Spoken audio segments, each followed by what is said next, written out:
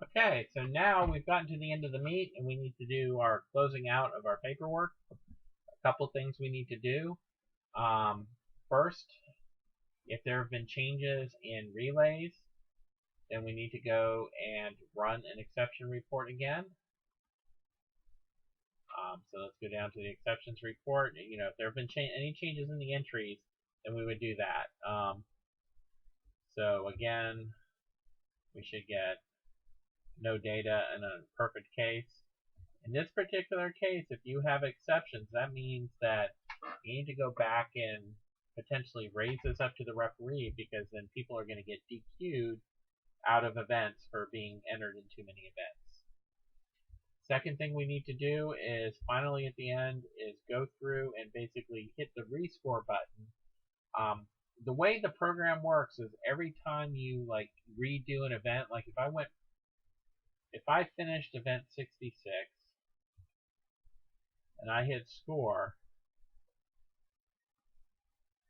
everything's great. But then I get a correction back for event 60 because of a DQ, and I hit rescore there. That's going to lower the scores down. And then if I do a report on the score for the team scores,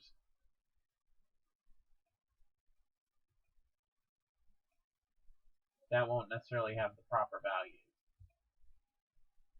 and things might not print out properly in the program. So what we need to go back and do a rescore at the top here. That will go through all 66 events, and it'll actually double check to make sure the right points are being assigned to everybody.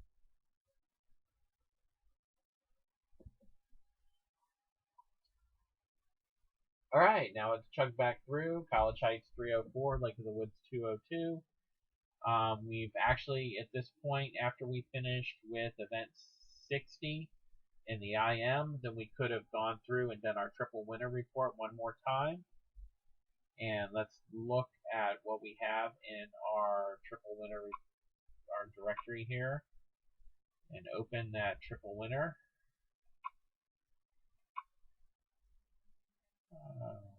Okay, and here's the Excel spreadsheet. So at this point in time, we've entered in all our triple winners into the spreadsheet. So that's what those are going to look like. The next thing we have to do is enter the score. So we just double check the score. So we'll enter the score 202 and 304. And again, what you're doing on these things is you're selecting the teams on this drop down. Then your team codes will pop up automatically. You're typing in the date. You're talking about whether it's a meter pool or a yard pool, and whether it's an original date or a delayed date. All these things over here will change automatically, as well as this thing up at the top based on what teams you pick. So now that you've printed out entered the scores, you can actually select this section of this and print a copy of this, and then the visiting and home scorekeepers and the referee will then sign this copy, and that's the official record of the meet. You then need to save this database because you're going to have to send it in to the RSL data team. So next, we go back to the run screen, and we need to print out a report. So what we need to do here is we need to go ahead and do a report of the results. And at this point, we'll do a triple copy.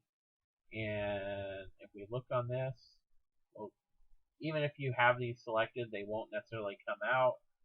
The records would, but not the entry times or relay points, because there aren't enough in there. However, one thing we do like to do is go ahead and show the team score at the bottom of this report. So we'll select all, we'll create that report. Now usually people like to have a printed copy of this, and so we'll print a copy of this for our records. But we also need to export a copy of this for our email report. So we do not the print button, but the export button. We want to export in a PDF copy. Hit OK because we want to do all of these. Sometimes it'll prompt you about an email program not being associated. If it does, just click through it. That's going to be okay. So now we're going to go to the directory that we know wherever we want to find the results. I had already done this in this RSL 2016 training guides directory. And something that's useful is to change the name. So in this case, I've already saved it once. So the best way to do this is save it as whatever the meet code is. In this case, it was LOW@CH, and then the date code, June 24, 2015. I save it like that, and then everything's good for that. And that I use the same date code for the Excel spreadsheet. The one last thing we have to do for exporting results to the league is we have to make a meet backup. So what we do is we do File, and we do Backup. And all this is going to do is prompt us for that directory again. So let's go to that same directory. If it's on a different drive, you have to remember to change it over here first. And I'm going into this directory, and I'm going to create a backup file. It'll give me all this message. I don't have to include or check anything like that. I really prefer you not to check this locked database backup, because if I have to go back in and make a change based on a protest or just based on a mistake, then if it's locked, I won't be able to make that change. So we hit OK. It lets us know, and this is what a file name will look like that's a backup. It'll end in a .zip. It'll have a .01 or 02 depending on how many backups you've done so far. But they all start with SWMM, and then it's, if you have Meet Manager 5 still on your computer, it'll be 5. But all the new Meet Manager installs should say SWMM6 BKUP and then the name of the meet. Okay, and so what you'll want to do when you get home is you'll actually want to take the PDF file, the XLS file, and the swim backup. In this case, the first one was the results before, or the meet before. This is the second, -02 is the one. So I want to take these three files, and I want to email those to data@rslswimming.com, just like it's on the checklist. Of course, by this point in time, you've actually had a bunch of coaches hanging out by the scoring table demanding their exports. So typically we give them the PDF file with the 3-column results, but what they're also going to want is a coach's export of the results. So you do this outbox, and then you pick which team they are. In this case, the College Heights coaches. You don't have to check any or change any of the other checkboxes. And then it'll prompt you for a location. So this, you can go straight to their flash drive if you want to and write it onto their flash drive. And then you hit OK, and it'll create that file. So you do that once for each coach. You use Windows Explorer to go ahead and copy the PDF results over. Some coaches may ask for the meet backup that we had created that we were going to email. That's perfectly okay too. Usually the other team's scorekeeper, if their head scorekeeper is working, might ask for that as well, because that lets the teams actually do even more changes. There are different reports you can print out that aren't as nice when you print them out in Meet Manager. So, all right, at that point, let's double check that we may have gotten through our checklist. We checked the score after we rescored it. Aha, the one thing that we didn't do so far, if we're looking at this, we did everything except we didn't check to see if any records were broken. So to do that, there's a report called record-POP form. So if we do a select all, and then we pick which record we're talking about. Now, most computers will only have the RSL records, but you can also check your team records, create report, and this should tell us that there were no records broken today.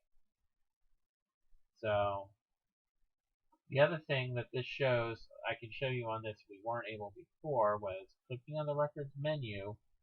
You'll notice when I did the CH records for this meet, once I loaded the team data in, I was able to go in there and select that only College Heights is allowed to break a College Heights record. So that, if we go back in, let's see if any College Heights records were broken. So again, we'll do the record pop forms, and we'll change this to CH, and this is only going to check College Heights swimmers against the College Heights record. And again, no records were broken. If a record is broken, there are two things that you needed to do. One is put it on the bottom of that spreadsheet under the record stuff. The other thing is you need to take the meet planner. You need to take the paper that would print out, instead of saying no results, print that out. And you need to take the card that had the time circled on it, and you need to give those to your RSL rep, because then the RSL rep will actually hand deliver those to the RSL, where the RSL president will actually verify that that record, that card looked good, that the athlete was properly entered according to the meet planner, and that there were 3 times actually on the card, because you have to have 3 times on the card in order to get a broken record. At that point, then that record will get sent out, and that's what I use to then generate a new records file that we covered in one of the first video sessions, where we imported the records. So at this point, that's everything there is to running a meet. Good luck.